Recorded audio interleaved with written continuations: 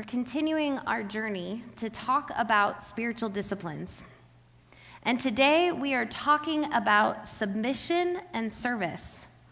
Of all the disciplines we've talked about throughout this season of Lent, these are the two that feel the most interconnected to me. You cannot do service without an attitude of submission, true service, without an attitude of submission. And once we choose the way of submission, we cannot help but serve. The two play into each other. Both of these are, again, considered outward disciplines because they are things people will see us doing almost immediately.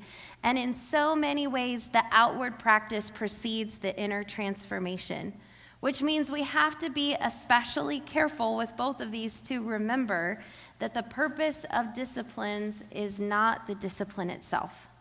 The purpose of the disciplines is freedom. Hear these words from the Gospel of John, chapter 13. Before the festival of Passover, Jesus knew that his time had come to leave this world and to go to the Father. Having loved his own who were in the world, he loved them fully. Jesus and his disciples were sharing the evening meal. The devil had already provoked Judas, Simon Iscariot's son, to betray Jesus. Jesus knew the Father had given everything into his hands and that he had come from God and was returning to God. So he got up from the table and took off his robes. Picking up a linen towel, he tied it around his waist. Then he poured water into a wash basin and began to wash the disciples' feet, drying them with the towel he was wearing. When Jesus came to Simon Peter, Peter said to him, "Lord, are you going to wash my feet?" Jesus replied, "You don't understand what I'm doing now, but you will understand later." "No," Peter said, "you will never wash my feet." Jesus replied, "Unless I wash you, you won't have a place with me." Simon Peter said, "Lord, not only my feet, but also my hands and my head." Jesus responded, "Those who have bathed need only to have their feet washed because they are completely clean. You disciples are clean, but not every one of you." He knew who would betray him. That's why he said, "Not every one of you is clean." After he washed the disciples' feet, he put on his robes and returned to his place at the table. He said to them, "Do you know what I've done for you? You call me teacher and Lord, and you speak correctly because I am. If I, your Lord and teacher, have washed your feet, you too must wash each other's feet. I have given you an example, just as I have done, you also must do. I assure you, servants aren't greater than their master, nor are those who are sent greater than the one who sent them. Since you know these things, you will be happy if you do them. I'm not speaking about all of you. I know those whom I've chosen, but this is to fulfill the scripture, the one who eats my bread has turned against me. I'm telling you this now before it happens, so that when it does happen, you will believe that I am. I assure you that whoever receives someone I send receives me, and whoever receives me receives the one who sent me." Here ends the reading. Spirit of God, stir up your people. Thanks be to God. We have to begin by naming the elephant in the room. Submission as a spiritual practice is the most abused and misunderstood aspect of Christianity. The concept of submission has done and continues to do incalculable harm to women, children, and other marginalized groups. It's used to keep people in their place. Because we forget or we've lost sight of the fact that the disciplines are about freedom, but they're also about choice. The marker of true freedom and true power is the ability to choose to engage in a practice.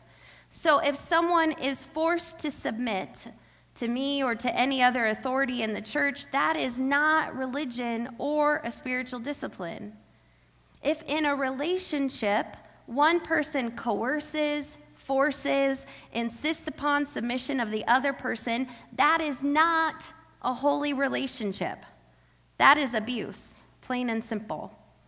So we need to reclaim submission as a Christian practice in this conversation, and it starts with us remembering what submission is not. Submission is not ever something someone can force you or coerce you to do. That's not how this works. The purpose of discipline is freedom, and it's only a spiritual discipline if it's something we choose to do. Submission gets twisted when we read the words of Paul, especially with our modern eyes, in that plain English. So we need to do a little bit of history here. We read Paul's call to wives and kids and slaves as backwards. Why would you ever say that to people? But we also have to remember, by the way, side note, when we talk about slaves, when Paul is talking to slaves, this is not slavery as it was practiced in America.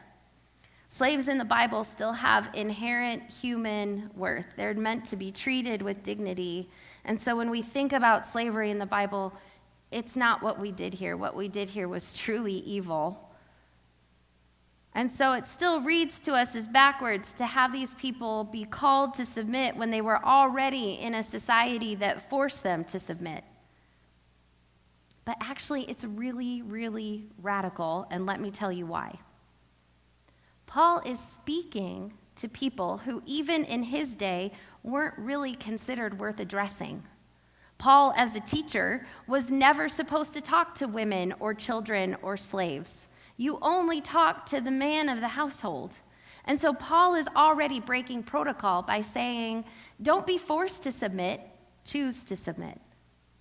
Take your power back and claim your inherent self-worth and make this choice. And then he takes it a step further. And by the way, this is also the part that when submission gets twisted, people tend to skip these verses. Paul also tells the people with power that they're supposed to submit to. You have to keep reading. It's supposed to be mutual submission, an equal posture of submission to one another. Submission as a spiritual discipline and as it's meant to be practiced frees us from the constant need to be in control. It frees us from the need to always get our own way. It also frees us from others' ability to have power over us. Because again, we've claimed our own power and we've made a choice. We can only submit to other people when we realize, first of all, that creation is good.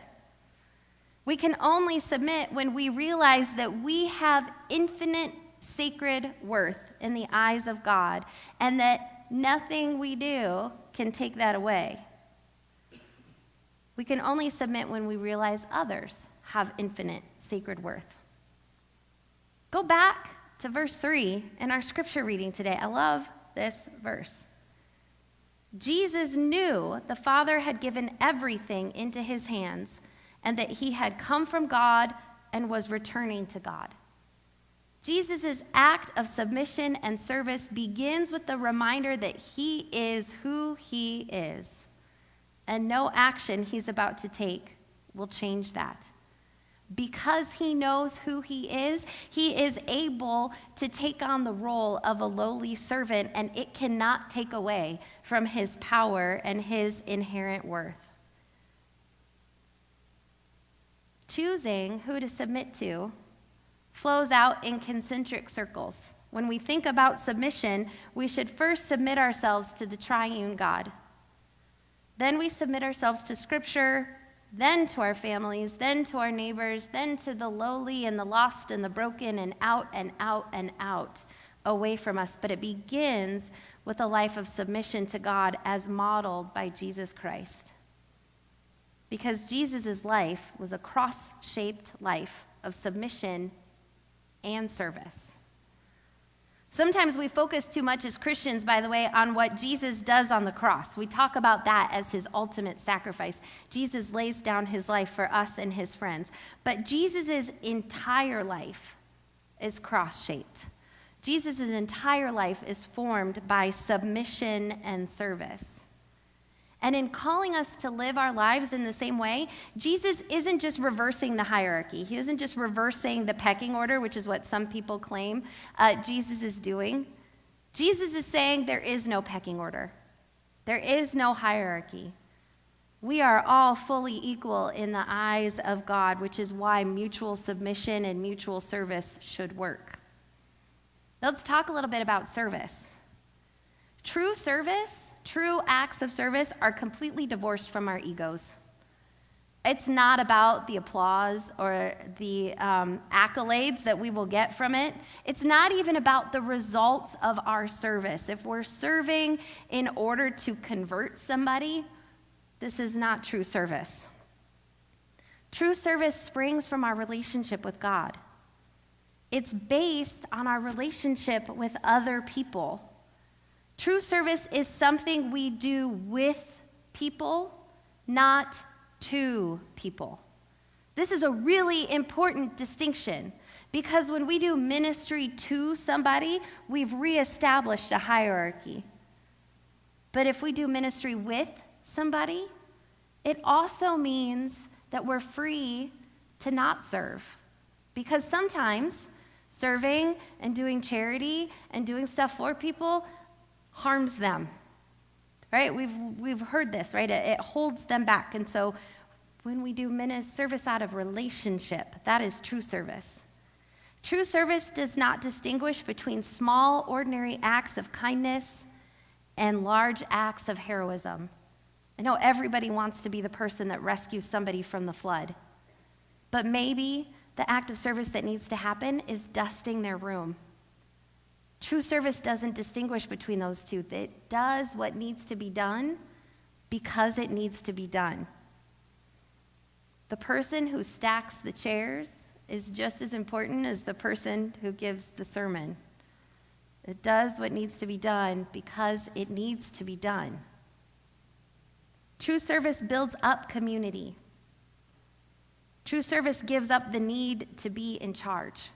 If we lead, it's because we have the gift and the calling to lead, but we don't have to be in charge anymore. It doesn't have to be done our way. We are willing to submit to other authorities and ideas. Do you see how intertwined submission and service are?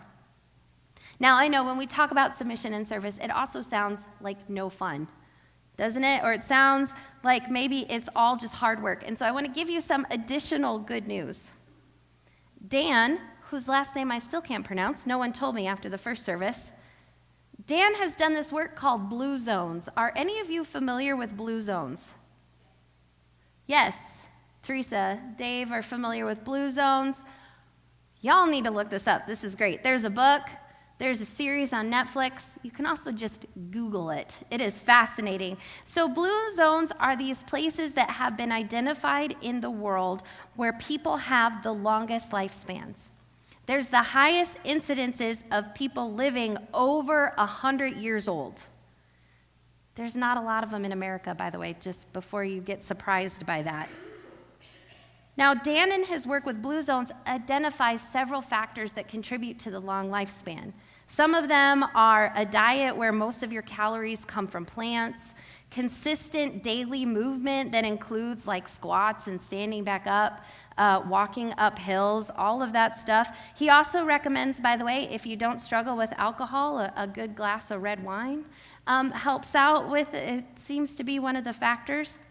But the thing that was so surprising to me is in the Blue Zones, he also identified that having and living according to a purpose was a piece of long life. Good social networks are a piece of long life. Being together with one another and serving others contributes to the Blue Zones. We are invited to disciplines of submission and service not because they're hard, not because they're sacrificial, not because suffering will save us in some way, but because this is what we were designed to do. We were designed to serve in community with one another, to live lives of mutual submission and service. And when we do that, it will help us live longer. And not just live longer, flourish longer, have a good life for a longer amount of time. Yesterday, we did a mat making marathon. We had people here from 9 to 3 weaving mats. Shannon was here. Lily was here. I saw Quinn run in and out. I'm not sure what was going on, but she was weaving this morning. We had several people here weaving, and especially in the morning, this funny thing happened. where people had signed up to work in shifts with a clear beginning and an end. But people weren't leaving. They just kept staying. There was a point where there was like 10 people in our weaving room, the old chapel. They just kept stacking up, so much so that people were struggling to find like jobs to do because there were so many people in there. And they were laughing. They were so loud coming out of that room. And we got 2 whole mats done and got started on a third. So there was work happening too. All of this is an example of what it's like to be in service with each other together and to be mutually submitted to one another, because people were constantly having to give up their jobs so that someone else could try the weaving. They had to take on, cutting. It was wonderful. It was absolutely wonderful to watch people serve together, because this is what we're wired to do as long as it's a choice. You have to choose this life.